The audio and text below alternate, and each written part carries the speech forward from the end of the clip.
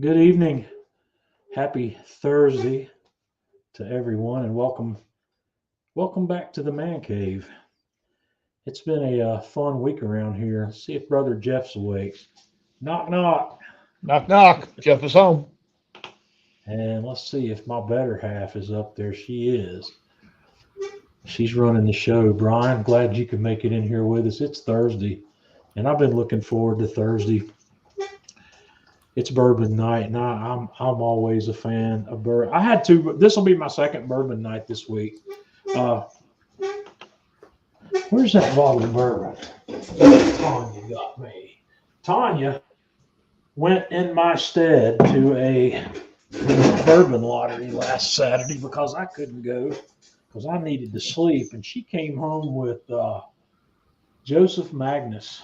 This is a intriguing bourbon. It's a straight bourbon whiskey finished in sherry and cognac casks, and I tasted it and I was impressed. I was afraid. I haven't told Tanya this yet.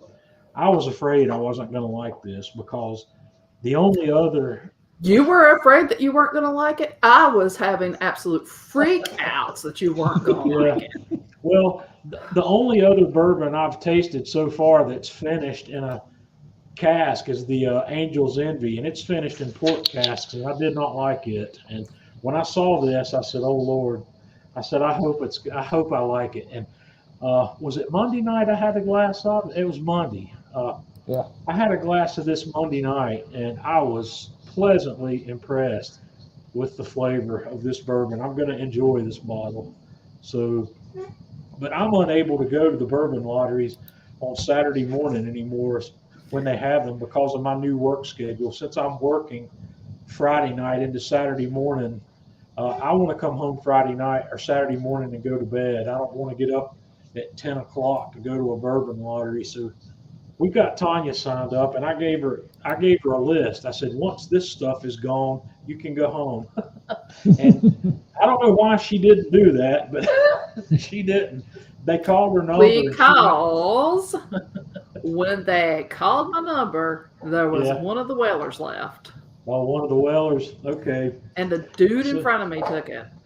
Well, I forgot to tell you that you don't have to buy, and you did get lucky. You bought a good bottle of bourbon, and I'm very happy with this. And now it makes me. There's another style that they make that now that I've tasted this, I want to try it. But today is truck day at the local ABC store, and I stopped by there after dinner tonight and scored a 18-year-old bottle of Elijah Craig single barrel. So I'm really looking forward to getting into that. But I'm not going to open that tonight. Tonight I'm going to have the Jack Daniel's single barrel select. This is, as you know, one of my go-tos, and that's what we're going to have tonight. Jeff, what are you drinking tonight? I'm drinking me some Jack number 7. And Tanya, have you got coffee tonight? Tonight I have Irish breakfast tea. Irish breakfast tea. Yeah. Cheers. It's been a week. It's been crappy here all week. It's been rainy. And I was telling Tanya, the warmer weather and rain we've had, I'm going to have to mow my grass again here in mid-December. I need to run the lawnmower over the yard one more time, but we'll see. I'm still mowing. Well, you have to mow year-round probably. Usually I get a little bit of a break in January where I can go 2 weeks without mowing, but Yeah. that may happen once, maybe twice a year, but that's it. Other than that, it's every week. All righty. Well, man, this is not bourbon tonight. It's Tennessee whiskey. So, yes, I am always happy with the Jack Daniel's Single Barrel Select. Yeah, same as having some tea with you, Tanya. I know. It's early morning down there in Western Australia, so glad you can make it with us. And it's chilly. Did you see that? She said that's 30C. That's warm weather. Sorry. That's I was like, holy cow. Y'all, I'm no, at that's toasty warm right there. That's plenty warm. So, heck yeah. Randy is the Woodford poster boy, I believe. That's Randy's go-to. Yeah. Fran's got her Tesla plugged in. One of Yeah, these Fran was days, I also want. getting a bunch of snow. Yeah. All right. Well, Tanya, I'm going to bring you back a little bit later. We're going to dive in here because Jeff's got to leave us right at 9:30 tonight. So we'll bring you back. Jeff's done a little cooking this week. Just What do we got here? Is this a That beef is tenderloin? no, that's an eye round that I did with Darren's salt, pepper, black garlic. Yeah. That came out phenomenal. So this is an eye of round, Yep, and you seasoned it with Darren's black garlic. Is it the black? it's just the regular salt, pepper, black garlic. Right. Okay. So how long did you pre-season that? Uh, the day before. So put it on the bar, Yep, absolutely. 200. 200 until I got to internal temp of 110, and then I took it off and had the Kamado Classic running about 500 and Right here. You seared it off. seared it off. How was it? Oh man, I tell you what, that right there is a good rub. Darren's got a winning one on that one. Uh-huh. It really does. Well, I have not been able to. I can't cook eye of round. I've tried it. I've bought several of them, and I don't know what the trick is to cooking that stuff. The trick is to slice it thin. I can't get it tender enough to suit me, and No, if you're cutting it for like a steak, no. But Yeah. we cut it, real thin. I throw it on the slicer and almost make sandwich style out of it and eat it that way. I've tried it. Otherwise, Maybe. eye round is about as tough as you want to get. For the price that they charge for eye round, you'd think it would be a tender cut of meat. Right. It's not. Got some pizza. Yeah, now this is an interesting cook. Uh-huh. I got King Arthur's keto-friendly pizza dough. Comes in a box. It makes 2 pies. Right. And upon making it, I said, I might want to have a little bit of a backup for this. So I didn't have time to make any dough balls. So I went over to Aldi's. If you have an Aldi's by you, try their Mama Cozy pizza dough balls. Right. That's a Mama Cozy's pizza dough ball. Also, the keto friendly from King Arthur didn't pan out for you. It did, but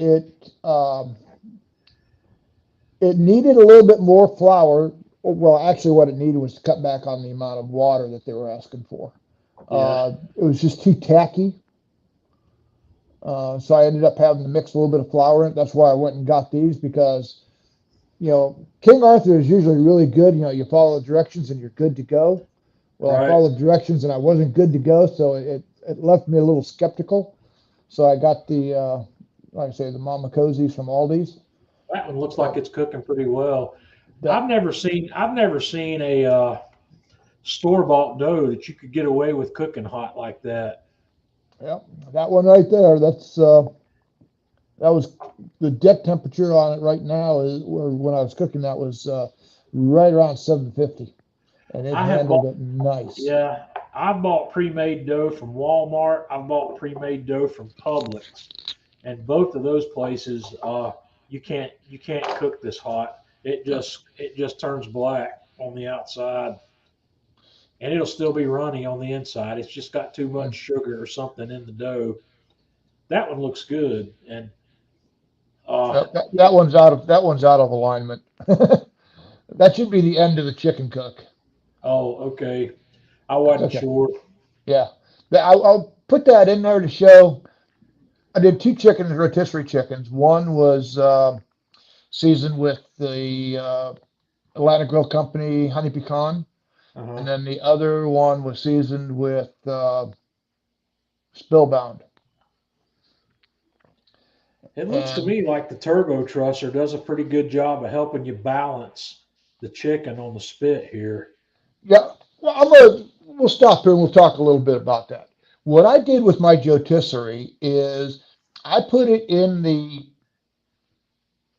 rack there, without anything on it.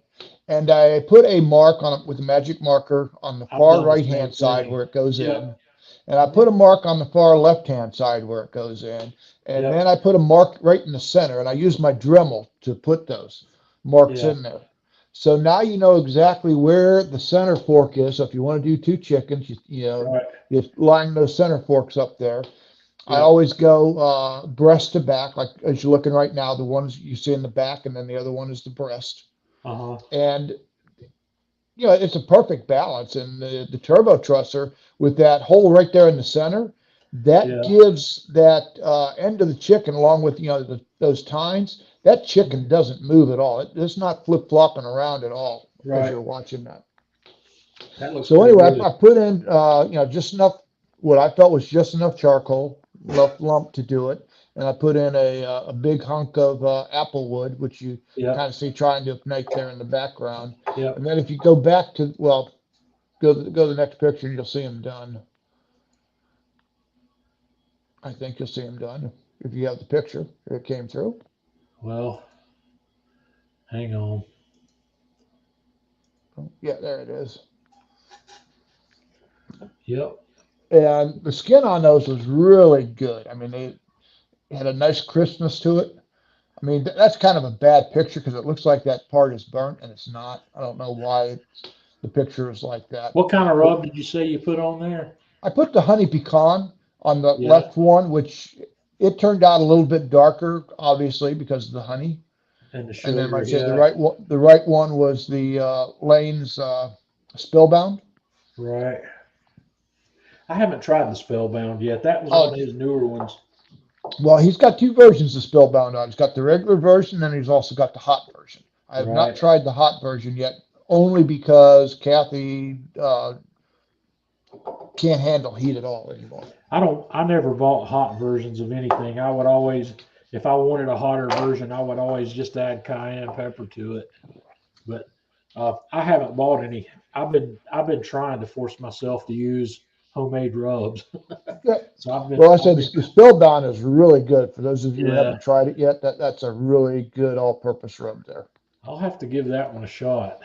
And then that last picture that you showed first, Right. Let me bring that back up. Chef Um, Eric would be proud of that yeah. Is picture. that how much charcoal you had left when you were done? Well, yeah, if you get that big piece there is actually the smoking wood. Yeah. I don't know if you can zoom in on that a little bit. I can't. Okay. Well, anyway, Uh, yeah, that big piece there in the center is the smoking wood. Yeah, right there in the center. And then those other little pieces, that's it for the lump. And that thing maintained, I was at running between 350 and 375 the whole time. right. And I say that was the absolute perfect amount of lump. I mean, I lucked out. I say Eric would give me a high five on that one. Did you cook with the lid open? No, cook with the No. lid down. Well, I guess we'll give you a pass on that this time. Why? You cook with the lid up? Why? You should try it sometime. I've always done my rotisseries with the lid down. Gets Yeah. more smoke in there. Let's see here. That looks good. Looks like you had a fun week of cooking. I did. And then the only picture that you don't have is, yesterday I made my chicken white chili. We're taking that with us on our little vacay, and Right. that'll be our lunch for the next week. I've done a good bit of cooking this week. Uh, First of all, for those of you who don't know this already, Publix has got their standing rib roast on sale for $5.79 a pound. So And you need to get in on that because that's going to end here real soon. I think it goes to the 23rd, is what I read. My flyer said the 19th. So Did it? I'm thinking it's different in different parts of the states because some people are advertising like you're showing $5.79. My Publix here is $5.99. Yeah. So I bought two. This one is a 8 1/4 pound. And let's see here. I opened that one up.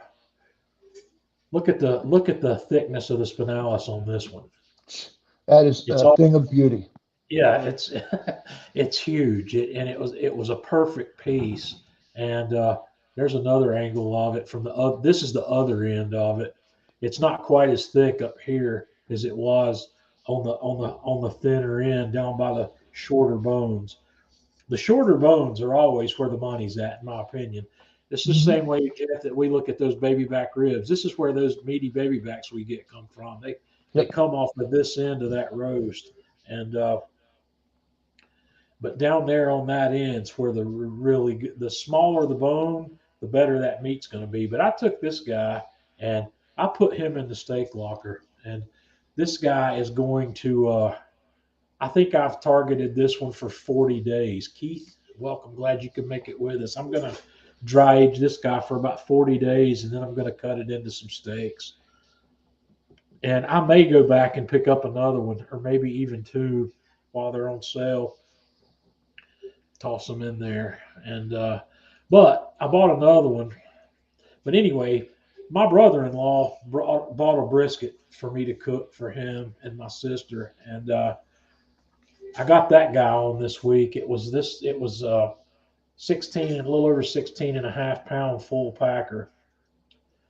So I got this thing out and cleaned it up a bit.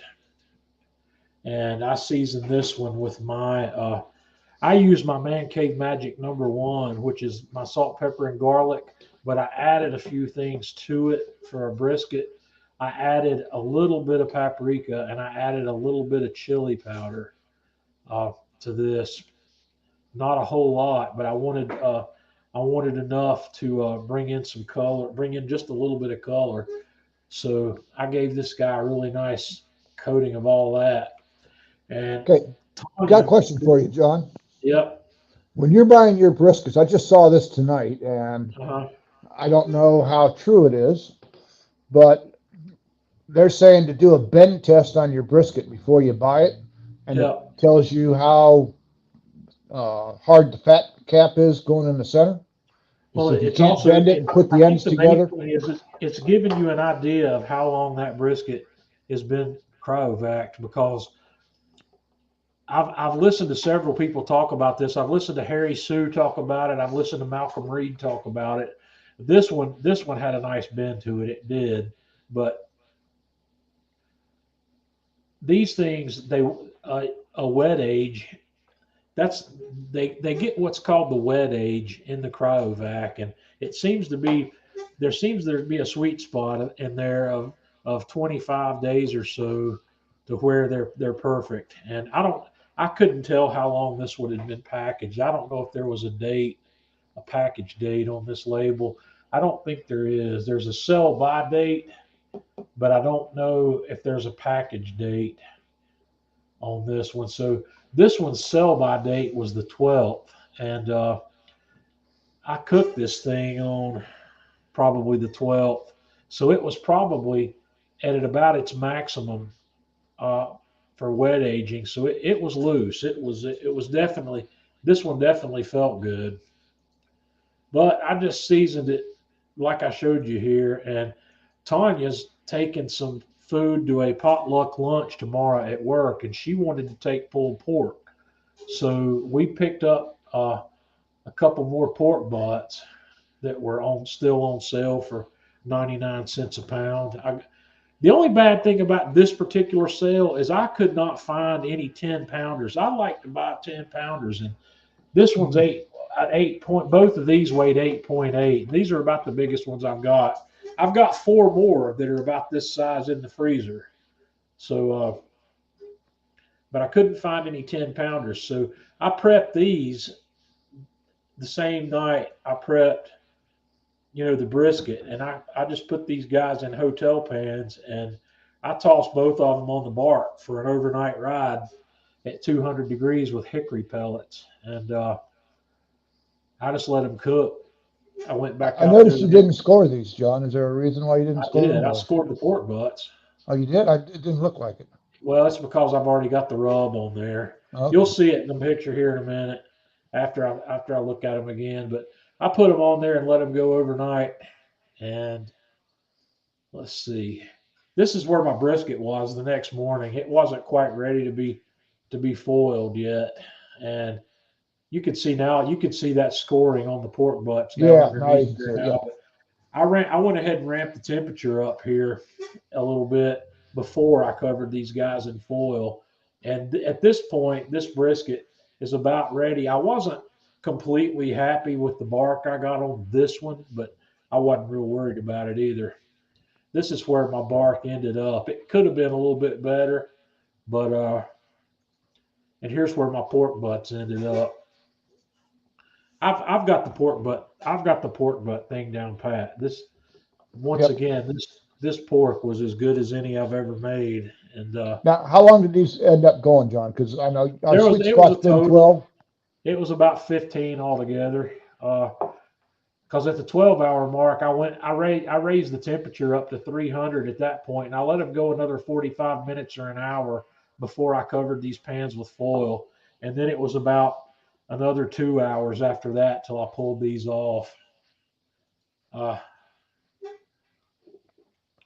No, no, Janice, not at the 12-hour mark. We don't go into mushy meat. If you go 24 hours, I found that the pork butt that I did for 24, it was kind of mushy. I was not happy with it. The so the yeah. 12-hour was far superior. 24 is a doable technique, but it's not an optimum technique. No, I don't think it's optimum, but it's the good thing about 24, the 24-hour project is that you're it's not optimum, but it's still good. It's not, there's nothing wrong with it. no, it just felt mushy in my mouth when I was chewing it. The I, brisket, the 24-hour brisket is too soft in my opinion, with that technique. But the butts are a little more forgiving in that realm. But anyway, I I rested these guys for several hours, and then when the bone comes out, you could see back here on this picture the bones sticking out. The bones trying to jump out of the meat by itself yep. out here. So I just grab that thing and it slides right. It just falls right out of the side of that meat, and then there's what it looks like shredded. You can see I've got a pretty decent smoke ring there from that. But I shredded all that up and I packaged it up for Tanya to take with her tomorrow. And I've got her set up with the best situation to reheat this and serve it. I've already loaded this stuff up into her car. I've given her the 16-quart Anova sous vide tub with the metal rack that goes on top. I've got 6 bags of pulled pork that are anywhere from a pound to a pound and a half each. I think I've got 8 pounds, 8 or 8.5 pounds of meat for her, and I'm gonna have her do a sous vide. This is not frozen; it's just refrigerated. So we're gonna do a 90-minute sous vide bath at 160 or 165 in the bags, and then she's got a crock pot that she's gonna take up there and set on the warm mode and dump all that into the crock pot to serve it at lunchtime tomorrow. So hopefully her friends and coworkers up there are going to get some man cave quality pulled pork. They should. They And should. this is the brisket after I rested it. After I rested it, that bark firmed up just a little bit better, and there's the slices off the flat end. I didn't take a picture. I don't know why I didn't. I was in a hurry trying to get all this meat packaged up, and I didn't take a picture of the point side of that.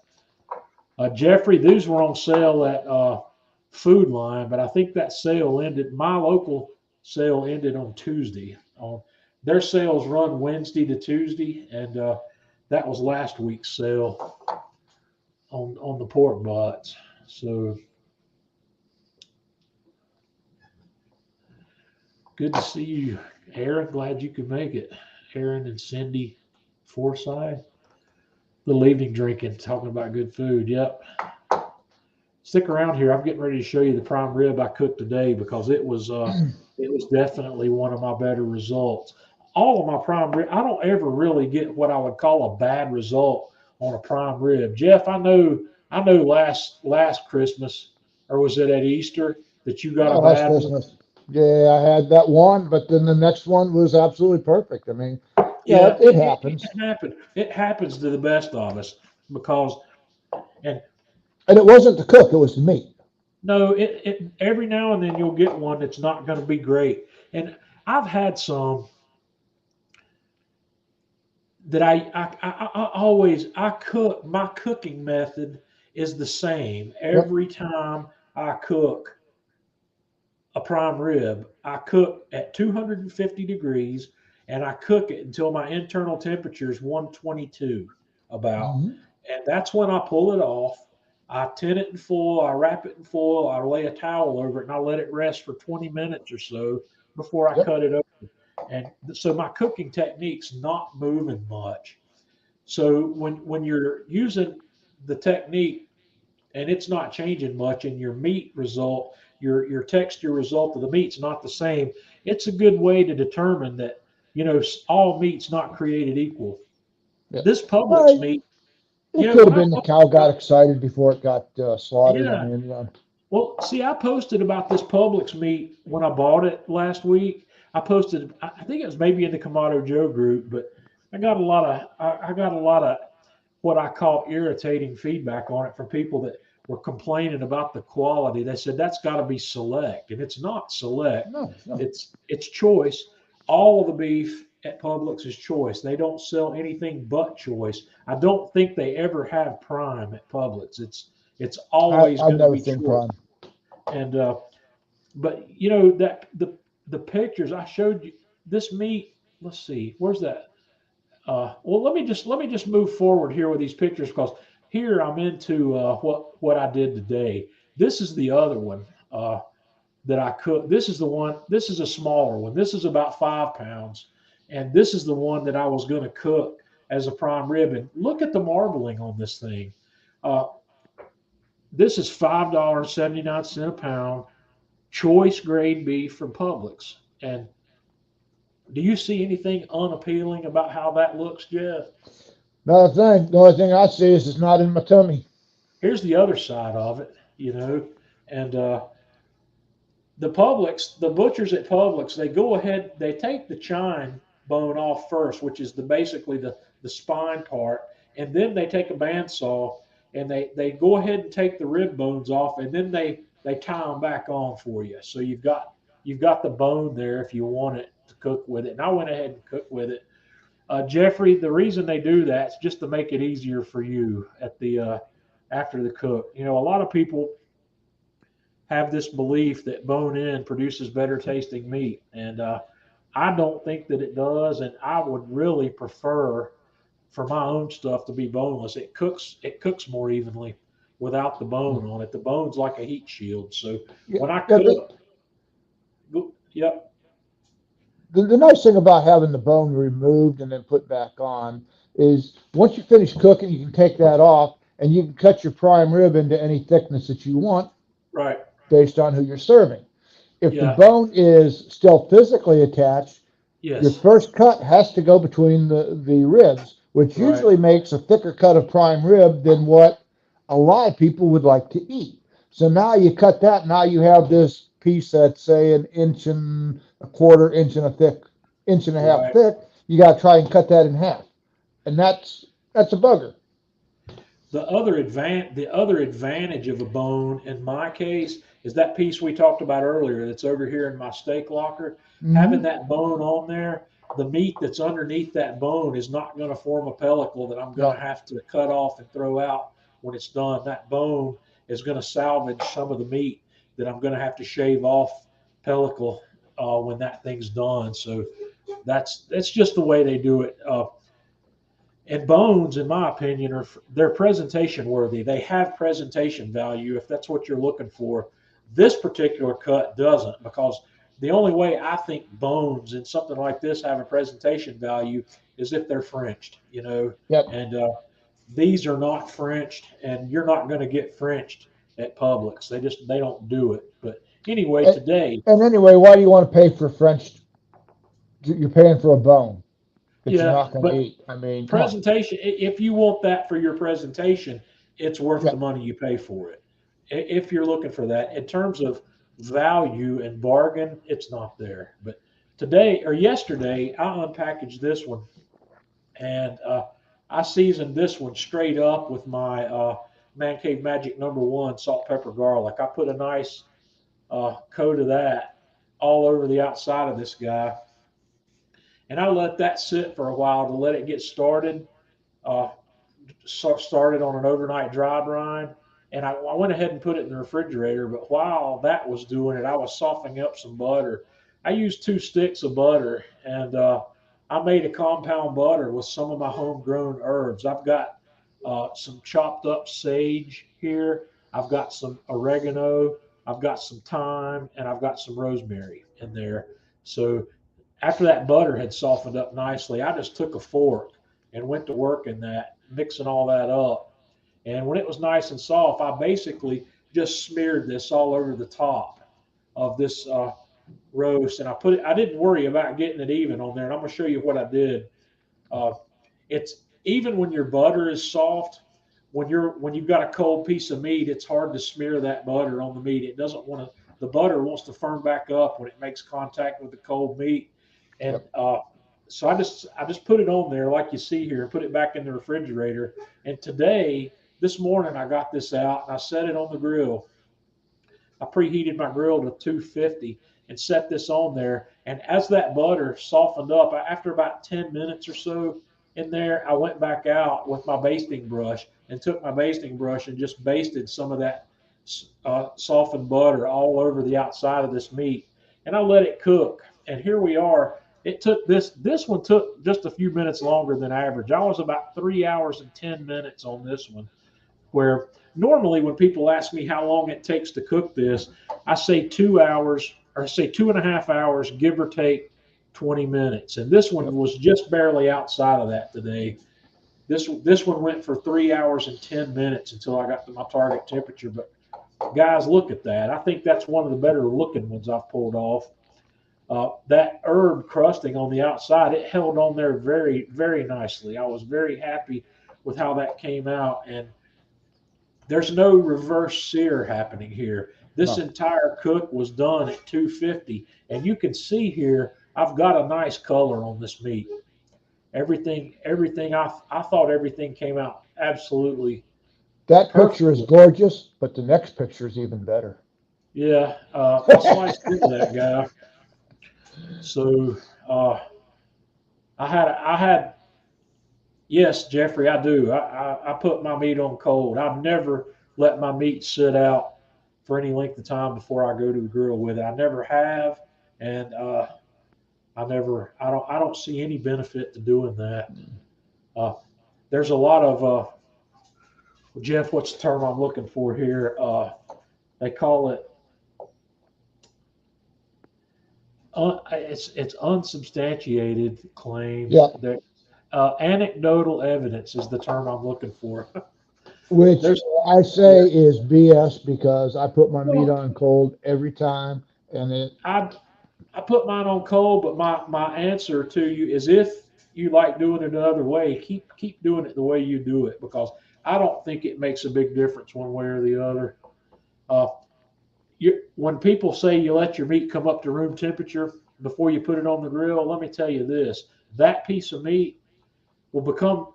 It would take it hours for it to become room temperature on the outside. You might, if the whole piece of meat internally might come up to room temperature in 14 or 15 hours sitting out on the counter. You really can't bring one to room temperature. So I don't really understand much of the philosophy behind it. But here's a little bit closer look at that guy.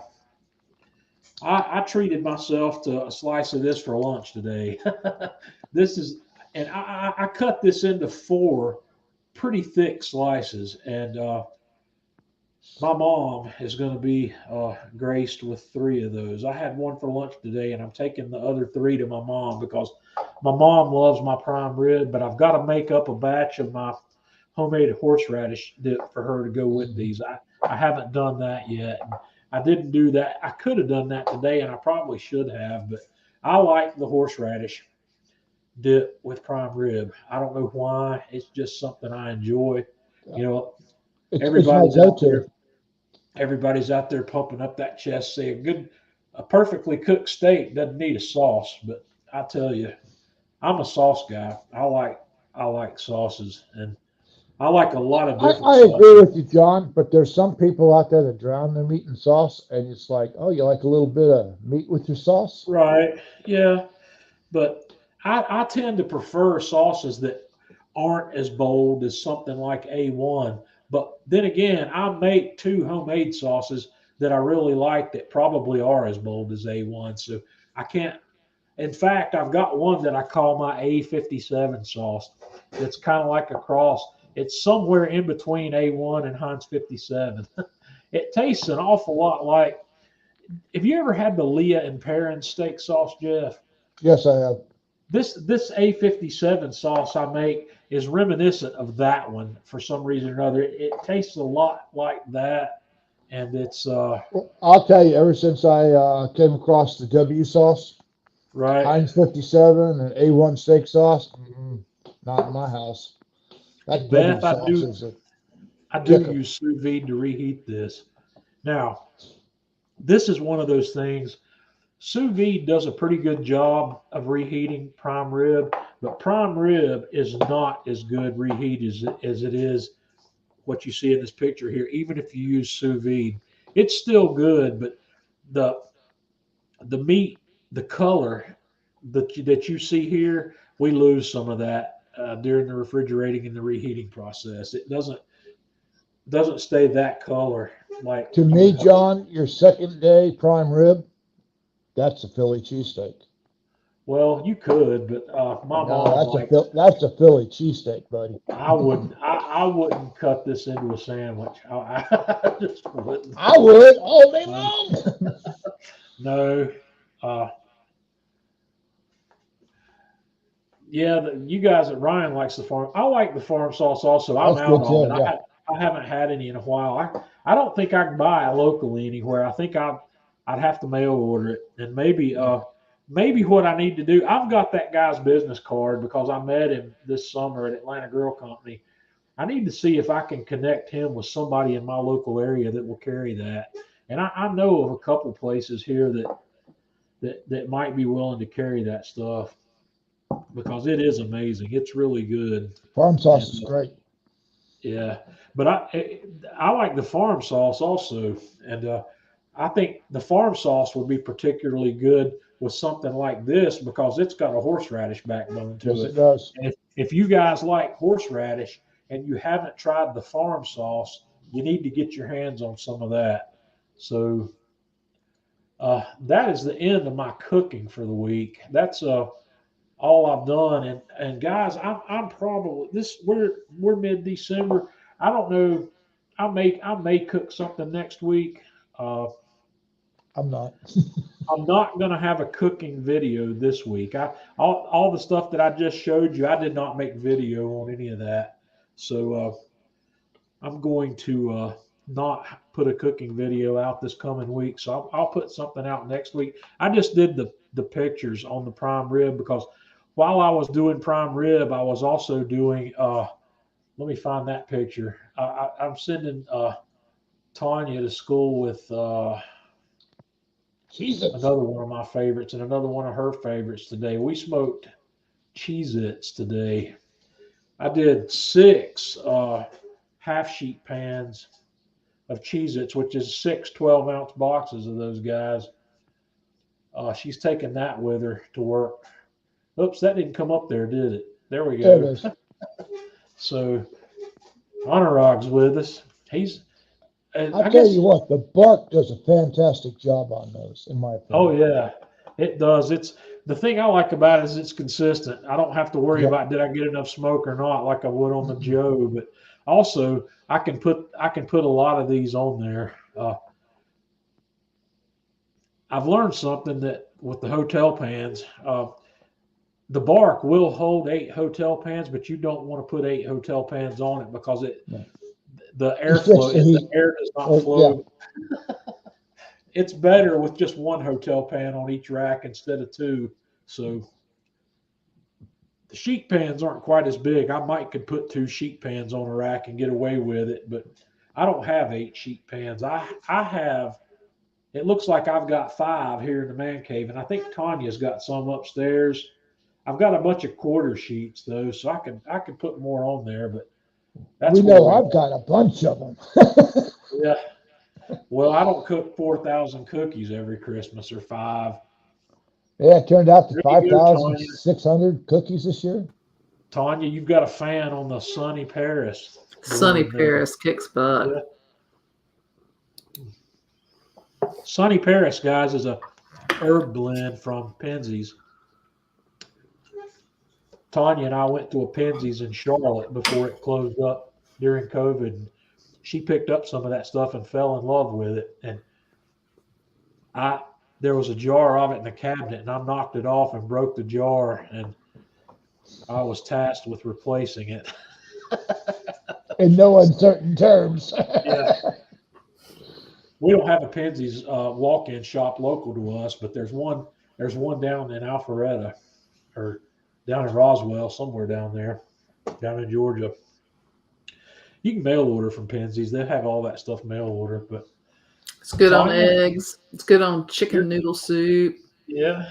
Yeah, that's a. Tell us about this feast. Tell us about this feast at work tomorrow. Well, it's our department Christmas party, and they popped up, and they were looking for 3 people to bring like meat. Oops, hang on, I got Lily caught. There we go. And the first person to put down chicken Alfredo, and I was like, haha, pulled pork. So I put that down, and everybody's excited. They're looking forward to the pulled pork. I have not cooked for Tanya's coworkers yet, and we've been talking They about will it. Enjoy.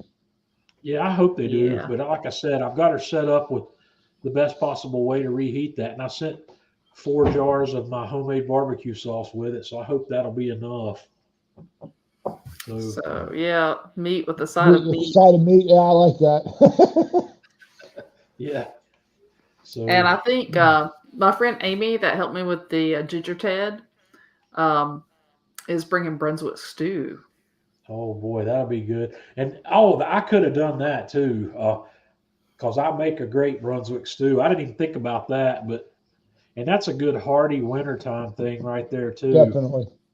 Yeah. I mean, Brunswick stew, I've had Brunswick stew, and it's been on both ends of the spectrum. It's been really great. And I've had Brunswick stew that I looked at and I says, and you call this Brunswick stew? Well, Jeff, that brings up, I need to do that because I've made 2. I think I've made Brunswick stew videos twice, but I haven't made one for the Man Cave Meals channel. So, and I have an abundance of pulled pork at the moment. Oh my gosh. Janice. Oh. Janice Let the doesn't gentleman explain to you. Oh boy, Janice, you would love this. They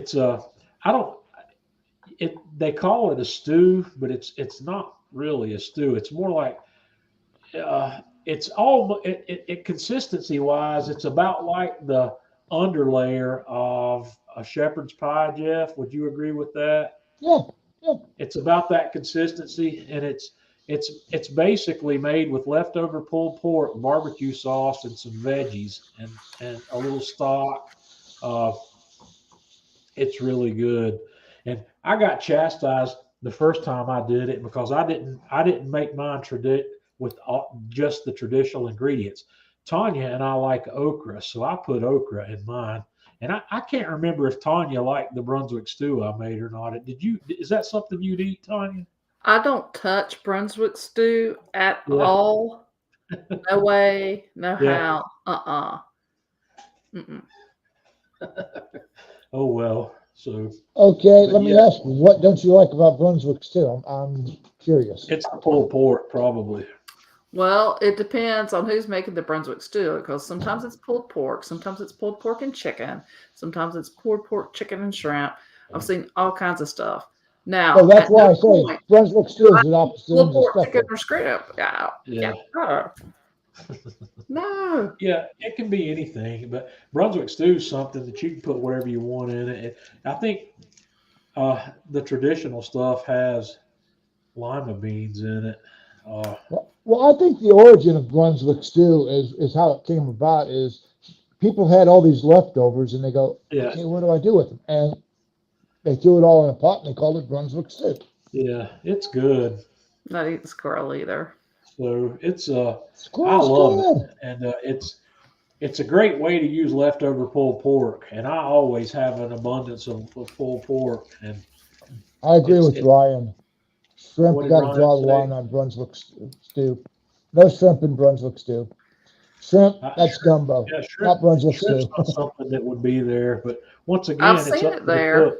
It's I up know, to the so cook, have you know. Tanya, they have Brunswick stew as a side up at JD's. It's Yeah, on their and guess side what? menu. I'm not eating it. Yeah, I can't remember if Alex over at Is that a Bulldog hard no or a soft no? did. Yeah, that's like hell no. So, Hmm, is everybody ready for understand. Christmas? I am. I got everything ready, packed in the truck, buddy. I'm off tomorrow morning. How long are you gonna be up there, Jeff? 2 weeks. You're gonna be up there through Christmas? Yep. Yeah, that'll be And nice. if we're lucky, it's supposed to snow on the 22nd, and the temperatures are not going to go above 26. So if it does snow, Yeah. we might have a white Christmas, which will be really cool I because hadn't told the Tanya that. grandkids have never seen a white Christmas. I looked at the extended forecast on Weather Underground the other day, and I saw a snowflake on one of the days before Christmas. So, Anurag, yeah, it's a texture. It's a texture issue. Stringy. Ooh, ooh. The only thing I like stringy is cheese. Yeah. Jeff's going to his mountain retreat in North Georgia. There's Kevin. Oh, there's our Kevin. Is Kevin going with you? Your mic's off. Yeah, Kevin can't go, unfortunately. He's sad. Kevin Let's can see come what- hang with me. He'll I'm be trying with to remember- Jeffrey for the week, and then he'll go Let to me the remember this. I'm remembering Jeff likes to go to this place over Christmas, and if I remember correctly, last Christmas he was hauling his butt back home because they had a bunch of water. Don't go there. Don't. Jeff, If I Jeff- have an issue, John, I'm coming up and I'm going to take my sandal off. I'm going to paddle you. yeah, Jeff's Christmas vacation got cut short by a busted water pipe, and it turned into a bathroom renovation. John. Oh man, I felt so bad for you, Jeff. Oh God. goodness. Don't even go there. Yeah, man. When you look at your ring camera and you see water coming out of the garage, that's not a good thing. No. Oh boy. Fried livers. That's something I need to get. I need to play with that too. I need That was to. about a $12,000 job, John. Yeah. That was an expensive Christmas. Yeah. We don't have white. We hadn't had a white Christmas here, but maybe once in my lifetime, and it was only a very light dusting of snow. Yeah, but Well, we I still haven't thought had it a was white awesome. Christmas in 50 some odd years. So if we can get some snow up there on that Thursday, I'd be happy as heck. I really will. Well, yeah. I was thinking about bad weather coming in, and I one of the things I thought about this week was I need to get tires on my car before we run into any bad weather. Because my Tell you, tires. Ryan, if I have anything go wrong, I'm gonna put some bad juju on you, buddy. Tom Cleveland says you pass his house but won't stop. He's never invited me, so There how he can you is. stop when you're not invited? I don't drop in on people. Dude, he We just could go did. by there and you could go by there and steal Tom's big pellet grill. Tom's got a big pellet grill. No, I'll stick with my bark. I'll tell you what, Yeah. I can't say enough good things about that bark. Seriously. I mean, Oh, speaking of pellet grills, that pellet grill I showed you guys last week, I got problems with that pellet grill. I so what's the contacted. verdict on that, John? Are they taking it back? Or are you? I don't know yet. I sent the guy an email and told him, I said, I've got these problems with this thing. I said, if you want to pick this grill up, I said, I'll withhold my review on it, or I will publish the review. I said, I'll leave it up to you. I said, but my review is going to be mixed.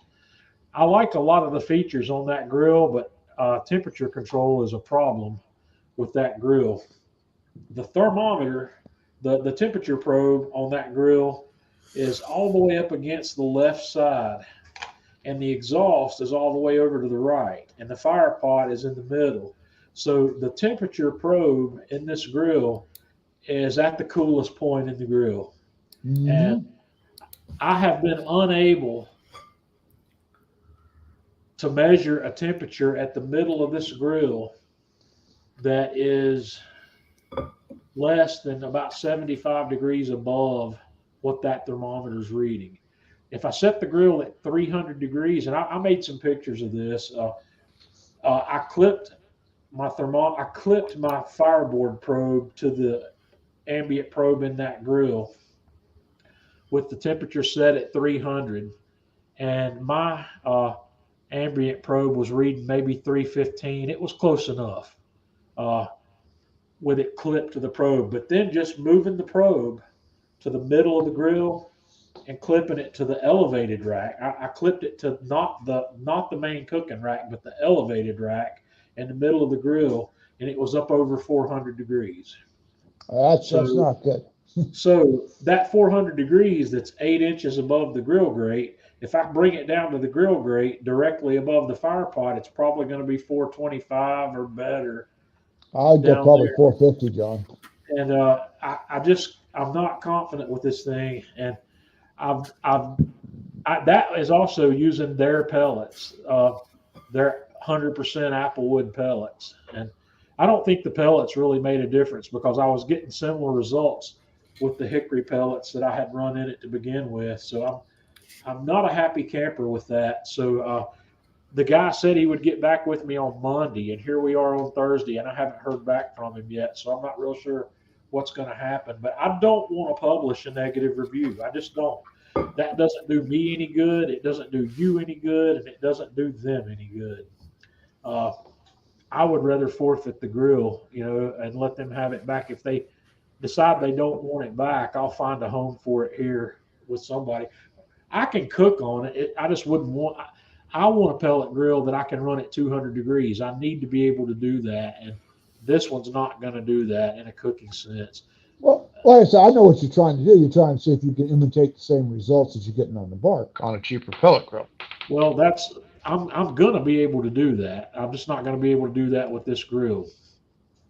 And if I can't get this grill, if there's not a fix for whatever's going on with this one, I'm thinking about just buying one of the Pit Boss pellet grills that they sell at Lowe's, because that grill's less than $600, and it's got a PID controller on it. This grill doesn't have the PID controller. This grill's got that old style controller. I don't know exactly what you call it, but it's got the dial where you set the temperatures, and it's a time-based control rather than a computerized temperature-based control. And my original Traeger was like that. The Traeger Little Texas Elite that Tanya and I bought as our first pellet grill had that same control on it, but it did fine. I didn't have trouble with it.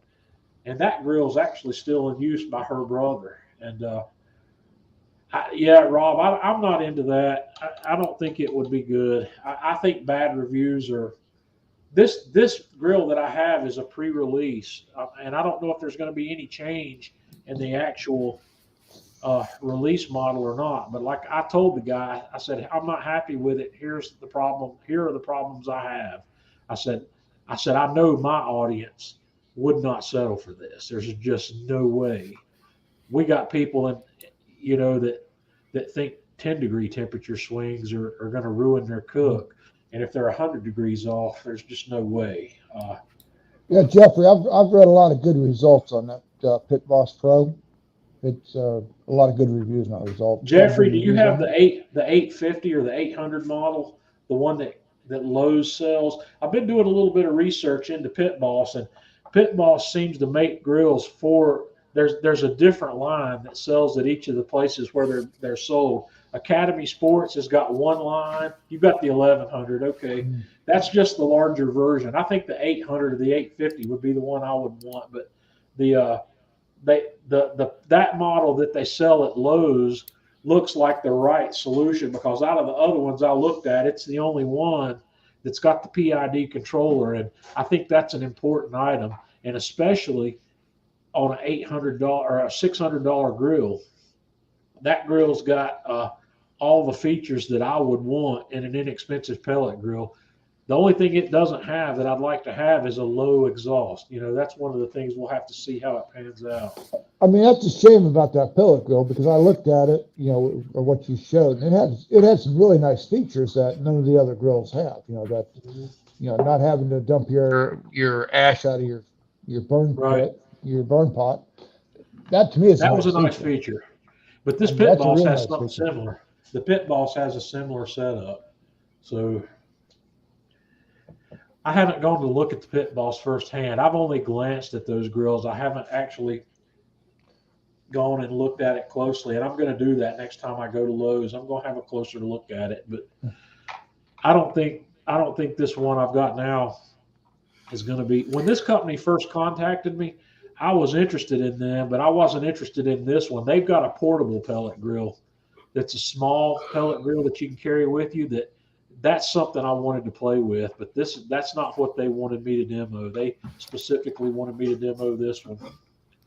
So Jeffrey said that he doesn't think the 8 has that. Well, it's not a big deal. I'm used to opening up my pellet grills and vacuuming out a fire pot.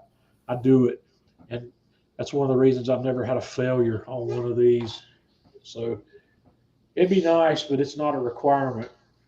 The Camp Chef Woodwind is another pellet grill that I think I'd love to have, but the Camp Chef is more expensive. And like I said, I'm trying to find something that's at the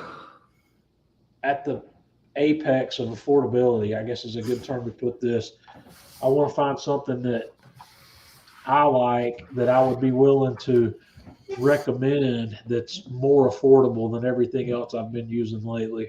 I would say affordability for the common backyard person is between the $600 and $700. I don't think you want to go much more than that. Well, there's not a whole lot out there. There's not a whole lot out there that is available that's much less than that. Yep. $599 seems to be about the entry level. Now there are some $399 ones out there, but there's nothing with a PID controller I've seen that's less expensive than this Pit Boss 800. But a lot of people on the higher price ones are waiting until the end of this grilling season and picking them up on sale. Yeah. So, well, I never find that luxury here. You're not going to find that luxury in Florida, buddy. I'll tell you what. I mean, I look at our Walmart, and there is never anything on sale like what I see it. I went to Walmart and got it for 75% off. Yeah, I think that stuff all happens in the Northeast and in the Northeast, Northwest. Yeah, out where there's a really cold season. I think sounds like a road trip to me. Yeah, it's not worth it, because you never know what you're going to find until you get there. Typically, when those sales happen, that they sell what they've got within 24 or 48 hours. When the word gets out, you'd have to know it was coming. You'd have to be ready for it, and or either that or get a friend that lives in one of those places and say, "Hey, I'm gonna front you the money. Get that thing for me if it comes on sale. Say buy it, and I'll come get it." Yeah, it might be worth it, but I've seen stuff like that go at half price and less, but it just doesn't happen here. It just John, it's 9:29, buddy, and I've got to be up at 3:30 to hit the road. You have a good Y'all trip. have a great time. We'll see you next Thursday. I'll be live from the cabin. Until then, have fun. Bye, Jeff. Safe travels. We'll see you. Yep. Jeff, I don't I had an offset, and Oh, you're talking about Jeff. Okay. yeah, he I bought an offset one time. I stumbled into a deal that was too good to pass up at an Academy Sports. They had this Brazos. I can't remember the name of the company that made that. It was called the Brazos, and it was $1,000 offset. And they had it mispriced on the floor. And Tanya was with me. And I said, Tanya, I said, I've got to get this. And she says, why? I said, they've got this thing priced at $399, and it's the one that's supposed to be priced at $999. So I found one of the guys that worked there and told him, I said, I think I want this one. And he says, okay. He says, hang on, let me go check on something. And I said, oh no, he knows it's priced wrong. So I waited for him, and he came back, and he says, okay. He says, I just needed to go check. I said, we can let you have this one for $350 because it's missing the rain cap off the exhaust stack. I said, okay. I said, I'll take it. So we called Tanya's dad to get his pickup truck down there, and I bought this thing. And the only reason I bought it is because I needed to learn Old Country. Yeah, that was it. I wanted to learn how to cook on one. I wanted to learn how to operate an offset, and I wanted to experience the flavor that you can get from an offset. And I did this, and I kept it for 6 or 8 months, and I cooked a good bit on it. And the flavor was there. It was everything an offset's supposed to be, and I gained the experience of learning how to run one of them. But I also gained the experience that I didn't want to tend to fire. I'm like a lot of the other Kamado owners. I want to set it up and let it go. I wasn't really interested in tending a fire for a 16-hour cook or a 12-hour cook, because you have to feed that guy every 30 or 45 minutes. You have to feed it a small split. It will not run itself. And it does produce the best tasting barbecue. There's no doubt in my mind about that. You're not going to find a smoker that gives you a better result than a good offset. The larger, the better. The more volume you get, the better result you're going to have, because you're going to be able to have more airflow. The theory behind the offset is a small hot fire and a lot of airflow. It's very inefficient. It uses a lot of fuel. And Beth, I cooked over hardwood lump charcoal, and I put about 4 small pieces of cherry in that to get some smoke on that prime rib. I did. It was very good. Really? I don't like a heavy smoke on the prime rib, so I use in fact, the only wood chunks that I have on hand are cherry at the moment. I've got a couple 100 pounds right now I've probably got 150 pounds of cherry wood chunks. So that's what I use on the Kamado. I'm cooking with hickory pellets on the pellet grill. So yeah, Brian wants me to get a Jambo. Tanya, I'm sorry, I clicked on that with you. If Santa would be good enough to bring me a Jambo, I'd become a convert. I'd get rid of my Kamado Joes, and I would go straight to nothing but an offset, because the Jambos are kind of like the Kamado of the offset world. But those are trailers. Those are big pits. I don't know does Jambo even make something for a backyard guy? They might. I haven't looked at them in a long time, but Jambo's out of my price range. Even if I was into offset cooking, and even if I was going to have a trailer rig, I would probably have a Lang and not a Jambo. Lang's more in my speed, financially and size wise, for a cooker in that realm. Lang Smokers makes some really good stuff. I don't know if you're familiar with Lang or not, but if you aren't, you should look them up. They've got some really nice gear. So I guess we're going to wrap things up. Tanya, are you good to go? 6 pork butts to make for the birthday on Saturday. No, Levi, put them all on there. That's why you bought a Big Joe. It doesn't matter if they're touching. Stuff them on there and cook them, and they will work fine. What you might want to do is after they've been on there for 4 or 5 hours, go turn them or something. Just flip them 180 degrees or flip them over. Do that once or twice during the cook and let them go. You can get them on there and they'll be fine. 6 pork butts is going to produce a good amount of fat and grease. So you're going to want to. I don't know if. Are you using a Big Joe 3? Are you going to use a slow roller? If you're not, I would definitely consider putting a decent sized drip pan on top of your heat deflector to collect some of that grease. You won't be able to collect it all because you're going to be all the way out to the outside edges. So, Janice says that the Kamado Joe has spoiled her away from the offset. I like the Kamado cook, and I really do.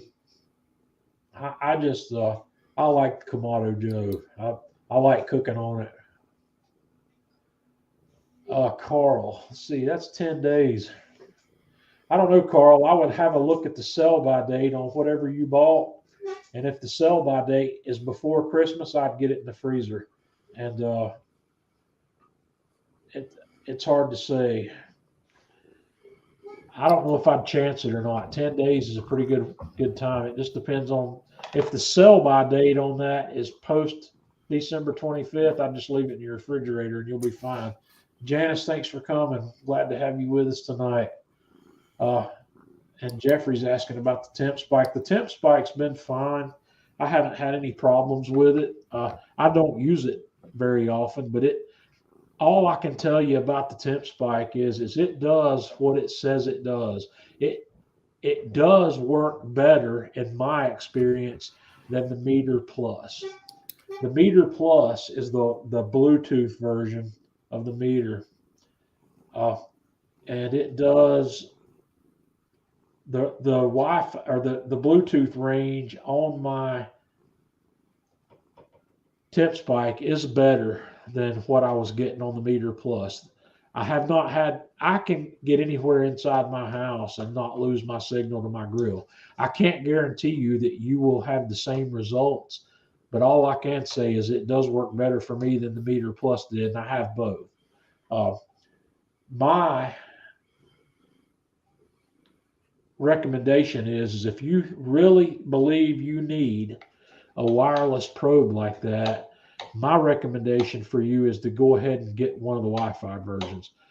They don't have a Wi-Fi version from ThermoPro, but if you really need that wireless probe, I would recommend getting the Meter Block. It's expensive, but it's going to give you the connectivity you need. You're not going to have to deal with any kind of connectivity. I would hate to tell you to go spend $100 and then you not be happy with it and still have to turn around after that and spend $300 to get the one that's going to work for you. The wireless probe, in my opinion, is a real luxury item. I guess the thing is that most of the people that want these things want to be able to put a probe in whatever they're cooking on their rotisserie.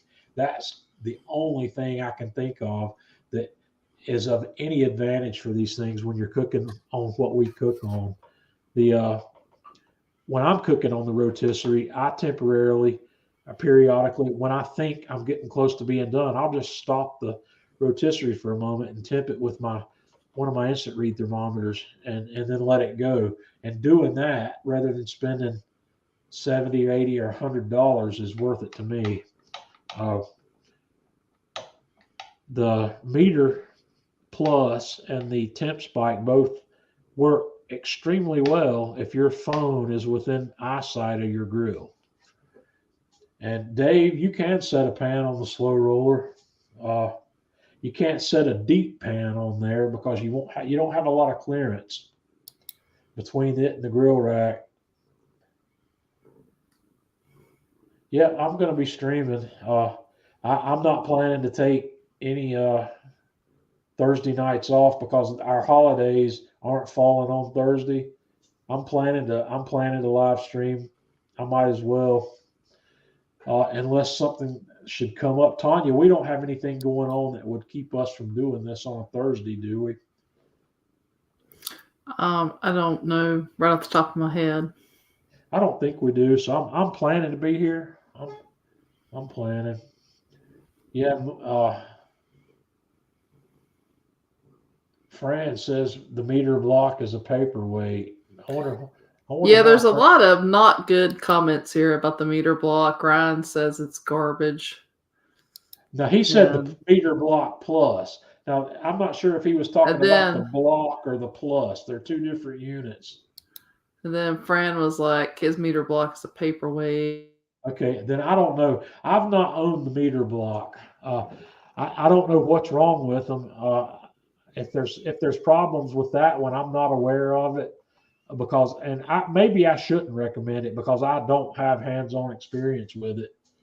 So yeah, what I want you to do, guys, is really question why you need that. What is it about that is worth that kind of money to you?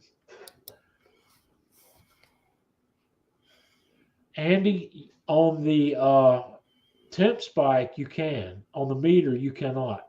The meter temp probes are not waterproof. I have been told that the temp spike probes are waterproof. I have yet to try that. I haven't tried it yet, but I've been told that. And now that you've mentioned that, I'm going to set that up and try it. Ask me, come back next week and ask me, and maybe between now and next Thursday, I will get a chicken breast. I'll put it in a vacuum seal bag with the temp spike, and I'll cook it sous vide and see how that works. I believe it will. Cool. I believe that will work. There's another brand of this stuff out there, guys. It's called the Meat Stick, and the Meat Stick probes also claim to be waterproof, which means I should be able to use them in a sous vide bath or in a deep fry situation. So I will try the temp spike in a sous vide bag, but I know they do not claim that the meter probes are waterproof. So that's what I know about that. Ryan Okay. says the block has the same connection issues. Ryan, what kind of connection issues does the block have? Since it's doing Wi-Fi, is it a connection problem between the probe and the block, or between the block and the cloud? I don't know. James up at Smoking Dad Barbecue up in Canada, he really, really likes the meter block. He's been plugging that thing for quite a while, and I haven't heard him talk about any issues with it. Ryan says everything. So yeah, guys, I don't know. I don't know what the problem is there, and I would love to test the meter block, but they're not going to give me one, and I'm not likely going to spend $300 just so I can tell you whether or not I like it. That's a lot of money. So I would really love to test one, though, because one of the things I do like about the meter is the software. Ryan, you don't need to do that. Ryan gave me a bottle of bourbon, but I would love to get my hands on one and play with it, because I do like the software on the meter side. The meter software is nice. I like the way it works. So block's no good with a newer Android phone. My Android phone's a couple years old. If the meter block won't work with a current Android, that would be enough for me to say don't mess with it. But then again, who uses Android? You know, I think I'm in a huge minority, because everybody else seems to use the iPhone. I've had two iPhones, and I don't like them. I switched back to Android, and I do like my Samsung Galaxy. Okay. have- Well, I do Yeah. like getting sleep, and I love Yeah. the mattress that we have. So Yeah. All right. Yeah, we got Neely shut down, says guys. to hurry up, Daddy Way. All right. I'm on my way up. So y'all have a good week, and we'll see you next Thursday.